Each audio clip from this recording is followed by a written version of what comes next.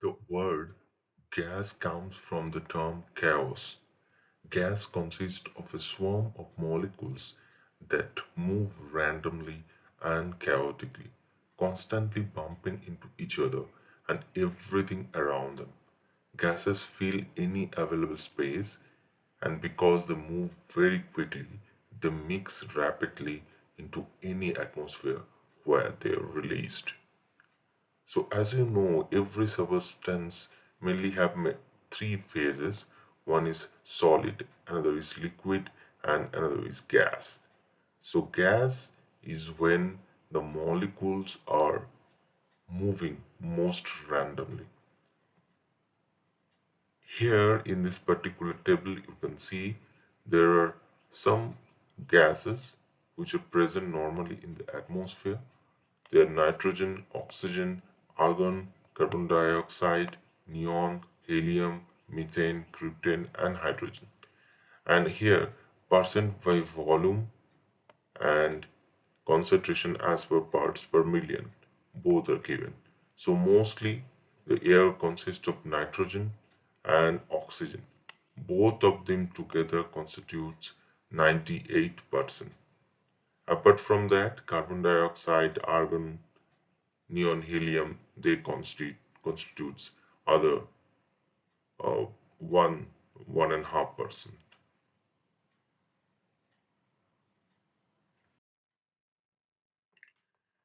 There are mainly three types of hazards associated with the gas.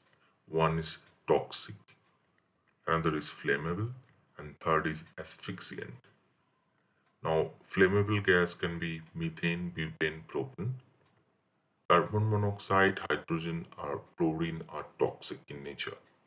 On the other hand, oxygen deficiency can create asphyxiant atmosphere.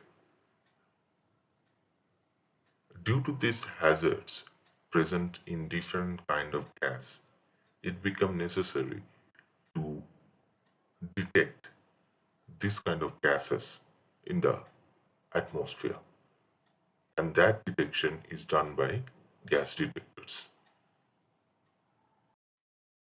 Fire triangle, one of the most important concept in the case of the fire and gas study. This explains the different kind of mechanism used to detect the fire and gas and the different protection and suppression methods.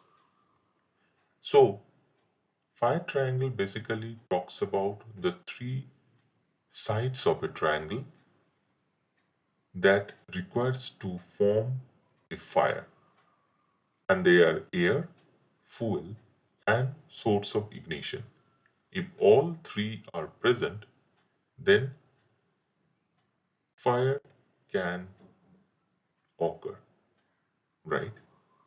One thing to keep in mind here is air and fuel needs to be in proper ratio, and ignition source should provide sufficient amount of energy to start the ignition. LEL and UEL.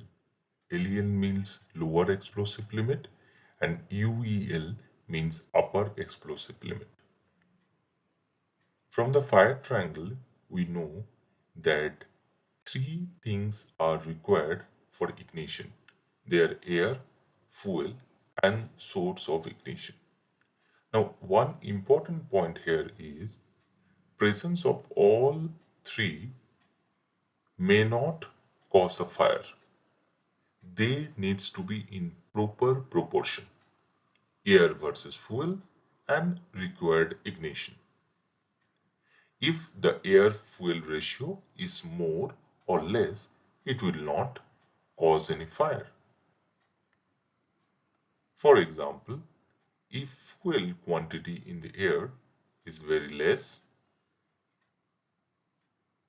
then it will not cause fire even if there is a source of ignition.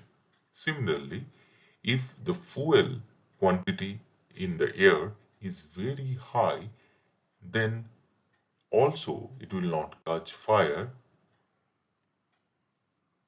But if the air and fuel is in proper ratio, then it will become a combustible gaseous mixture and it will cause fire. So the red region that you are seeing is a proper concentration range of the gas that is present in the atmosphere to cause the fire. The lower and upper band of this particular band are known as LEL and UL, lower explosive limit and upper explosive limit. Now, describe this thing with the help of an example. Take the example of a methane, right? Now, here we draw the same chart and we get that green, red, and the brown region, right? Now, the red region is the region in which if the gas concentration lies, it will create fire. The lower band is known as the LEL and the upper band is known as the UVL. Now, the starting of the band LEL percentage is 100%, right? And this 100% means there is 5% volume by volume of methane and 95% volume by volume of air. On the other hand, UL for the case of the methane is 15% methane and 85% of air. Now, if we go further and see the extreme, then it will be 100% methane and 0% air. Now, basically, the range from LEL starts from this rate range, right? But if we detect gas at LEL is equal to 100%, then there will be like there will be no point or no time to take action, right? So we are mainly concerned about the detecting gas as much lower concentration because initially there might be some leak and that time LEL percentage may be low and slowly this LEL percentage increases and that causes the ignition. Now, safety procedures are generally concerned with the detecting the flammable gas before it reaches an explosive concentration. So, gas detection systems and portable monitors are designed to create alarm before the gases or vapors reach the LEL. Specific thresholds vary according to the application, but the first alarm is typically set at 20% of LEL and further alarms are set as 40% of the LEL.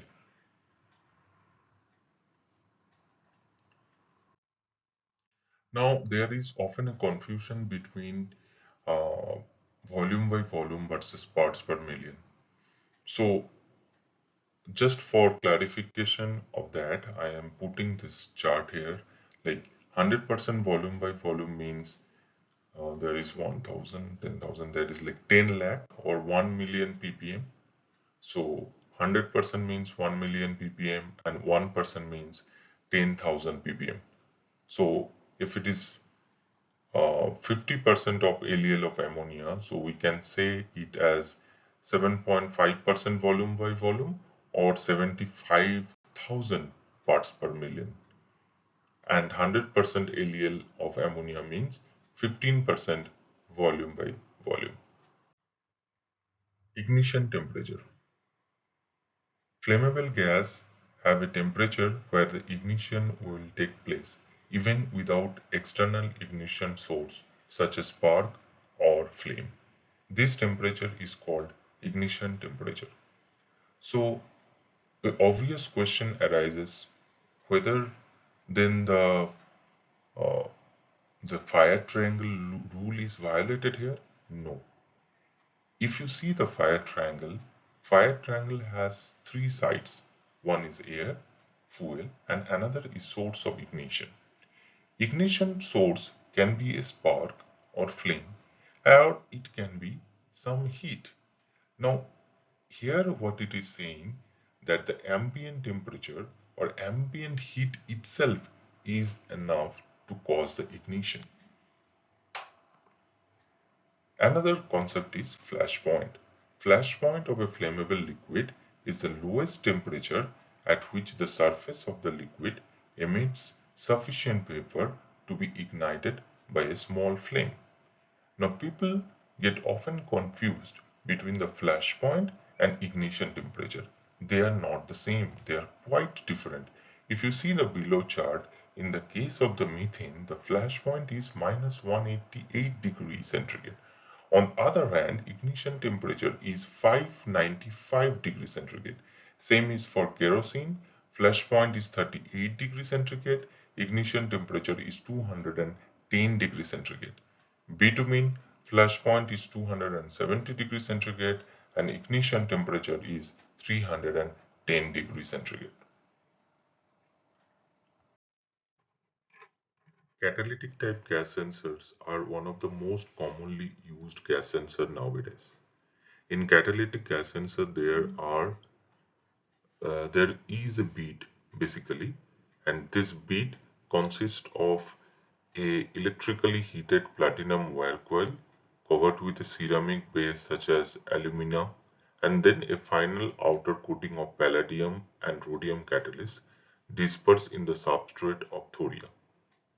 Okay, this seems a lot, but the basic principle is very simple here. What happens is at the presence of this catalyst, the gas that is present in the atmosphere reacts with the oxygen and creates some kind of heat near that bead.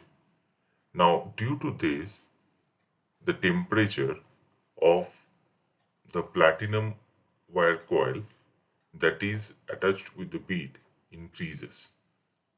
And as this is and the increase in temperature is measured through this Wheatstone bridge circuit. Change in resistance is directly proportional to the concentration of the gas present in the atmosphere. Now, the problem with this is with the increase in the ambient temperature, this platinum wire coil resistance also increases. Then it is very difficult to understand whether the increase in resistance is due to the presence of gas or due to the increase in ambient temperature.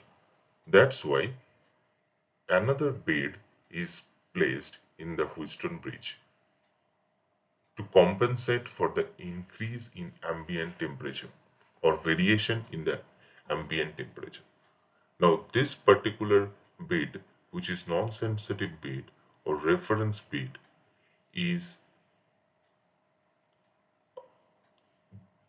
or do not react with the gas and does not, thus presence of gas does not change the temperature of the bead. Both the bead or construction wise are same. Only thing is catalyst is not present in the reference bead. On the other hand, it is present in the uh, sensitive bead.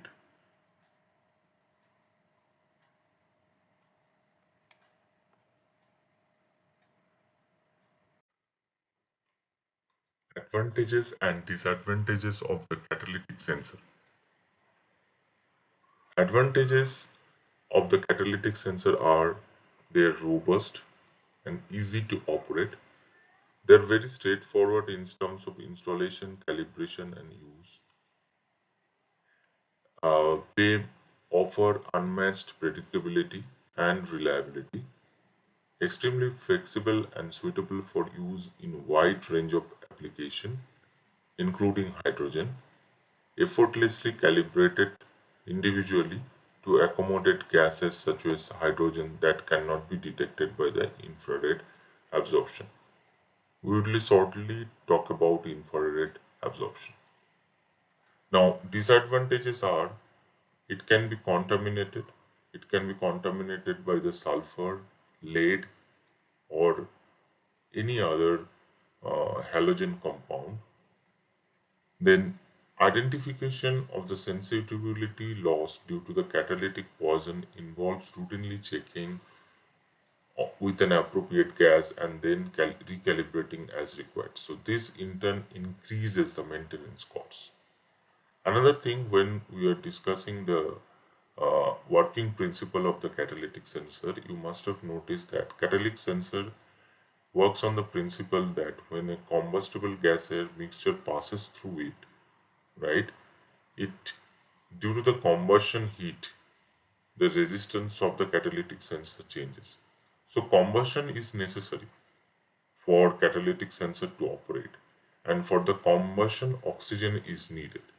That's why catalytic sensor cannot operate in the oxygen deficient region.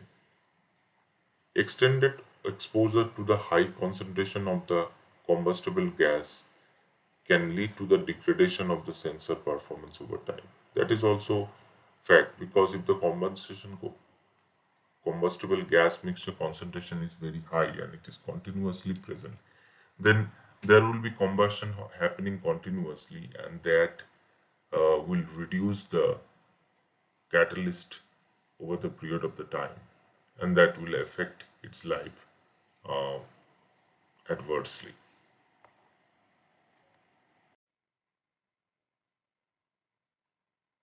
When hydrocarbon gets exposed to infrared radiation, they absorb the certain frequency of the infrared radiation.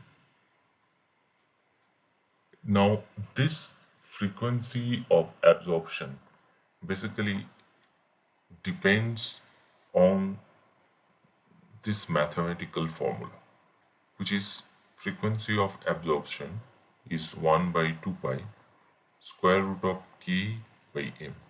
Now, what is k and what is m? Every molecule can be thought of a combination of a spring attached to their molecules or between their molecules. Now, each of the molecule have their weight, right? And this spring strength is denoted by the k.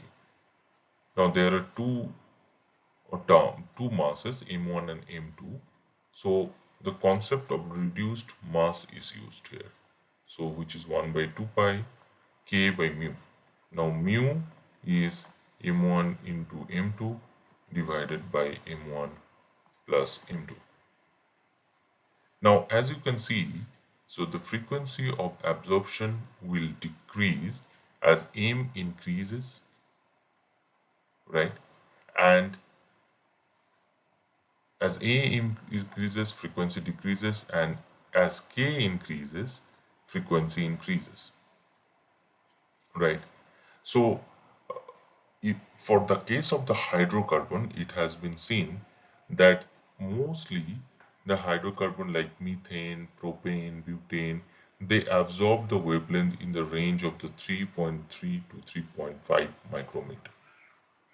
Now, hydrocarbon absorb this radiation. On the other hand, the other gases that are present in the atmosphere like oxygen, nitrogen, argon, they do not absorb it.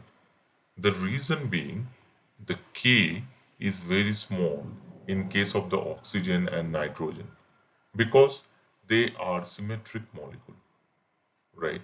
So there is no kind of a charge difference there like delta plus and delta minus, that is very small in case of this kind of a symmetric molecule. So K becomes very small. As K becomes very small, the intensity of the absorption by this kind of molecules is very less. That's why they do not absorb higher radiation. On the other hand, hydrocarbon absorbed it. So based on this principle, hydrocarbon can be detected. Now, this is the IR spectrum for the methane, right? This is plotted in terms of the transmitted versus wave number. Now, wave number is basically the frequency divided by c, where c is the speed of light, right? Now this IR spectrum has two zones. One is diagnostic zone and another is fingerprint zone. So anything in the like from the starting to up to this 3000 wave number, or in the vicinity of this 3000 wave number, is basically the diagnostic zone. On the other hand, the 1500 range is the fingerprint zone. Fingerprint zone is like a unique pattern that each molecule provides in the fingerprint zone. But we are talking about gas detector here, not gas chromatograph. Now, gas detector has a limited capability of processing and analysis. So, this fingerprint zone detection is extremely difficult for the gas detector. So, the gas detector mainly concentrate on the diagnostic zone. And in the diagnostic zone, if there, as you can see for the methane, there is a absorption around this 3000. So if in the gas detector detects there is some absorption in the 3000 range, then it can diagnose, okay, there is a presence of methane there. Obviously, calibration of the sensors are required. Now, just compare the different IR spectrum: propane, N-butane, ethane, and methane. Methane we have already seen there is a dip in the 3000. Now see, for N-butane also there is a large dip in the 3000 section. Similarly for propane, similarly for ethane.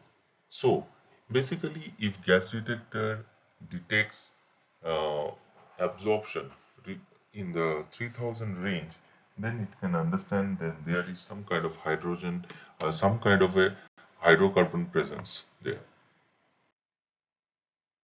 Okay. So this is kind of a typical arrangement of a IR sensor. So the gas or the atmospheric um, substance passes through this chamber. This is the entry and this is the exit. There is an electronic component and there is a reflector within the within that sensor compartment.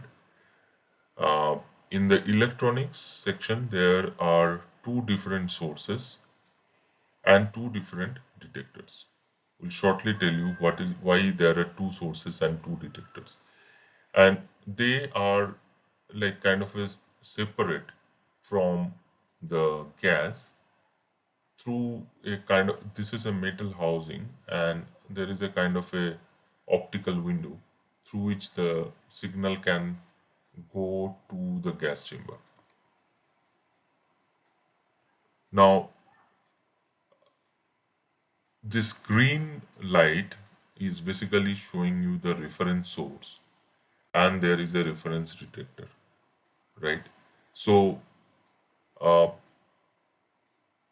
and then there is a like actual source and there is a actual detector. So normally if there is no gas is present, both the signal will come back from the source to detector without any attenuation. Now when there is a normal air is present, both the signal will get attenuated in the same degree, right?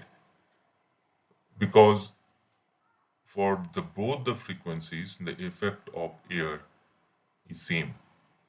Air means there is nitrogen and oxygen, which does not absorb the IR radiation, right? So it will, if the both are like 100%, uh, they will get back like 100% back, right? And there is basically no difference in the signal that is received by the green detector versus the red detector.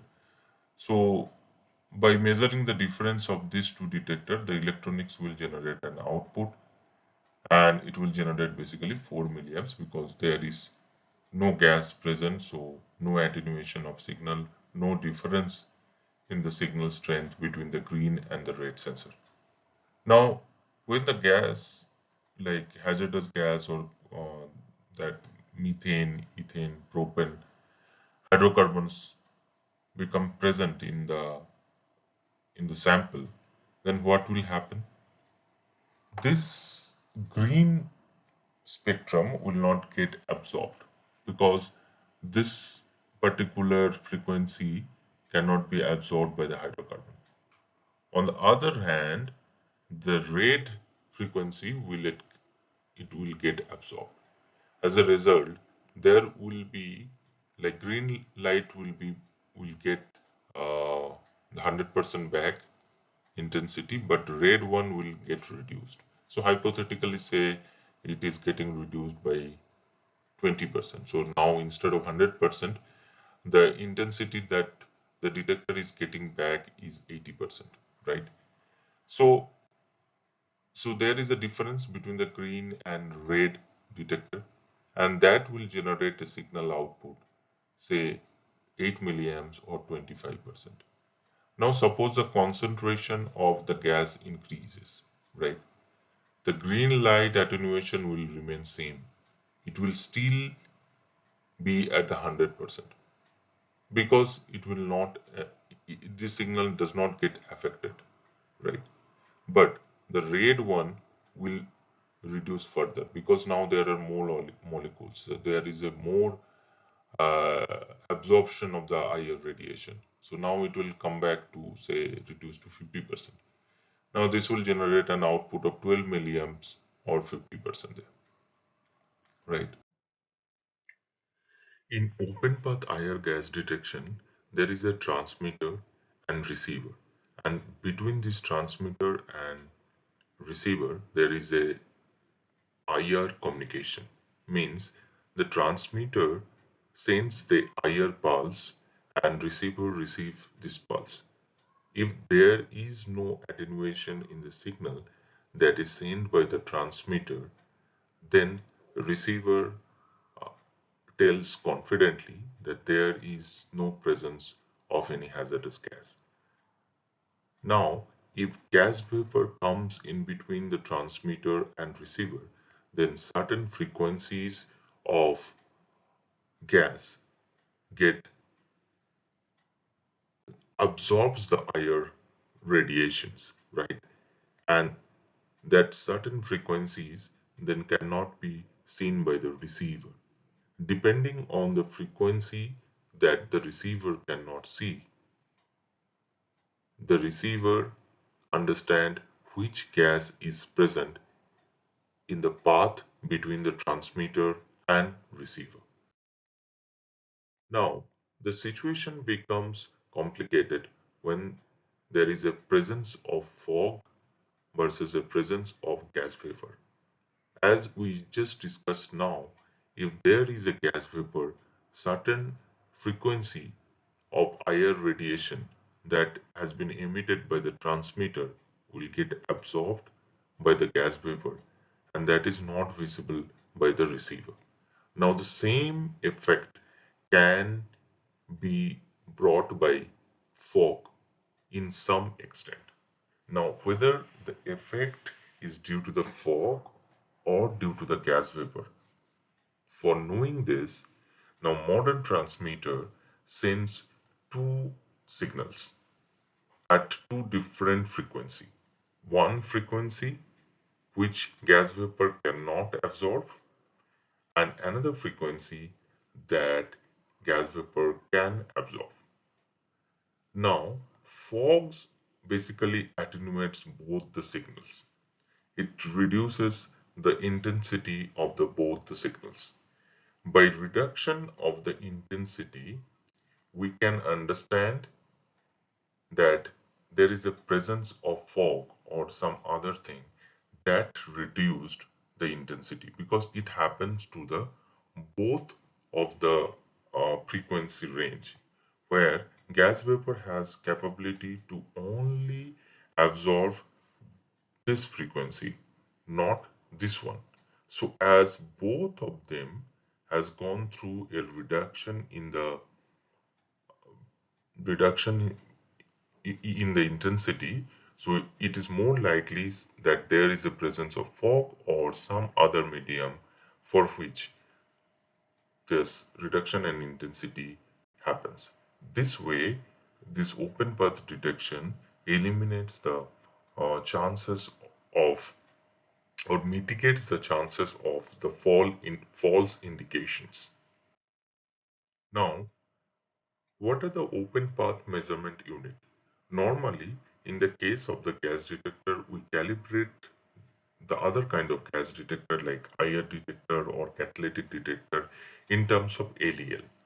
On the other hand, open path measurement, it is mainly measured in terms of the LEL meter.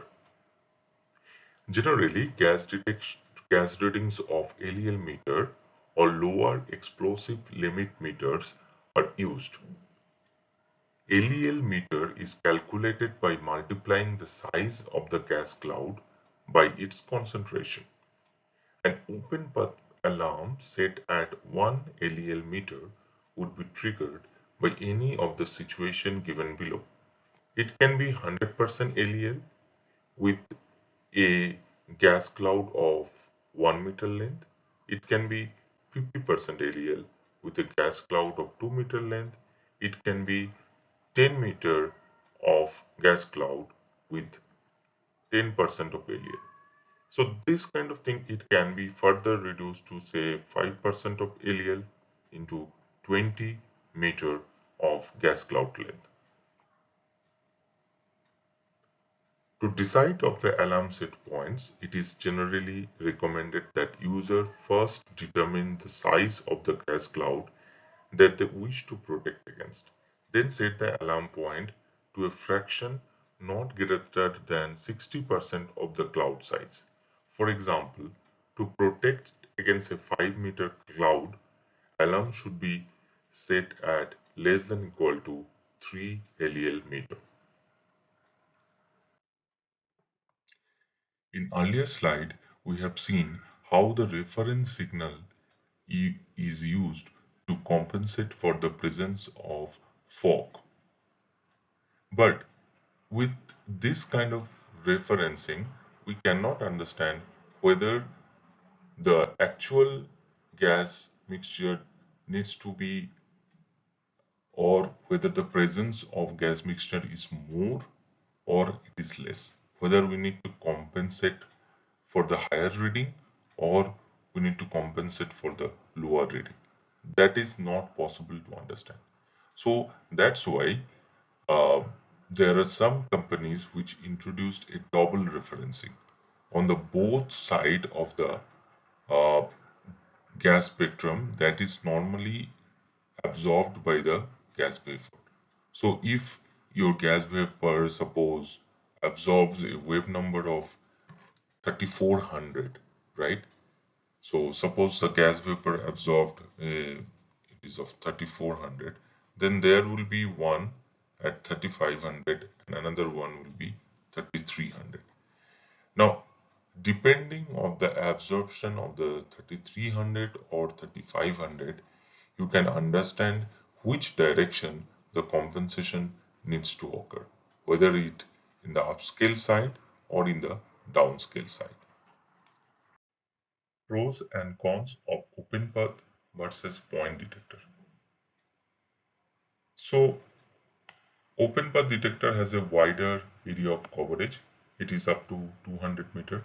On the other hand, point detector has a coverage of uh, 6 feet maximum or lesser than that. Open path detector has a higher speed of response. Detector location is not critical because as you are covering the more area here, maintenance is low, reduces the quantity of devices because a single detector can cover more area here, reduces the cabling and IO count based on the number of detectors that is required, reduces power consumption, no calibration gas required, bomb test can be done with the help of the filter. On the other hand, the cons of the open path detector are higher initial cost, integrated measurement rather than concentration, and most important con is point detectors can identify the source of leak, right? It can point out where is your source of leak on the, but open path cannot tell you that because it will only say, okay, in this area there is a leakage, but I don't know from where the leakage is occurring. Point detector helps to detect or pinpoint the source of the leak. So, in practice, a combination of open path and point detector are used for effective fire and gas coverage. Ultrasonic gas detector. When gas leak occurs, it generates acoustic waves or sound waves. This sound wave can be in the audible range or in the ultrasonic frequency range. Audible range is 0 to 25 kHz and ultrasonic frequency range is 25 to 100 kHz.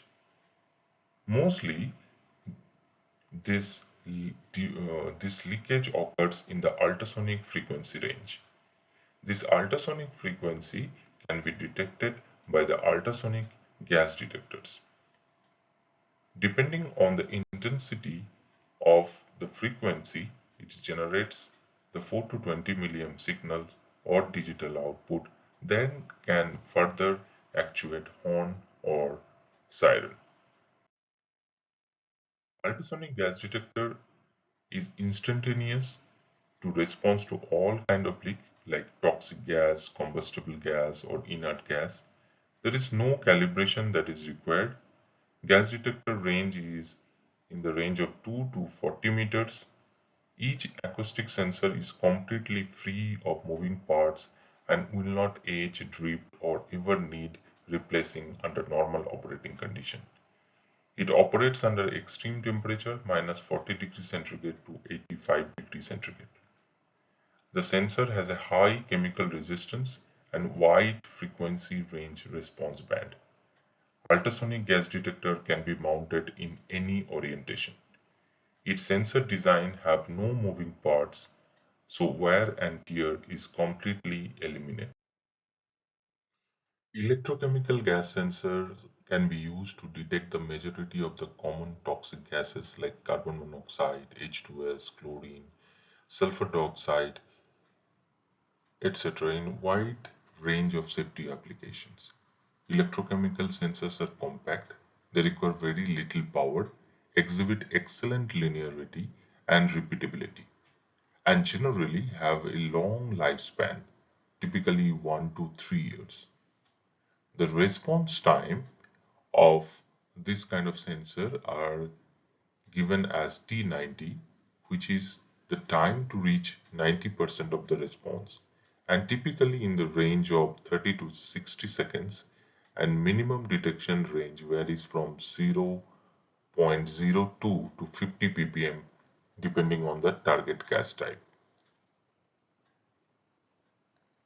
So in this kind of sensor, what happens is basically there are like there is a cell and the cell consists of like electrolyte and electrode.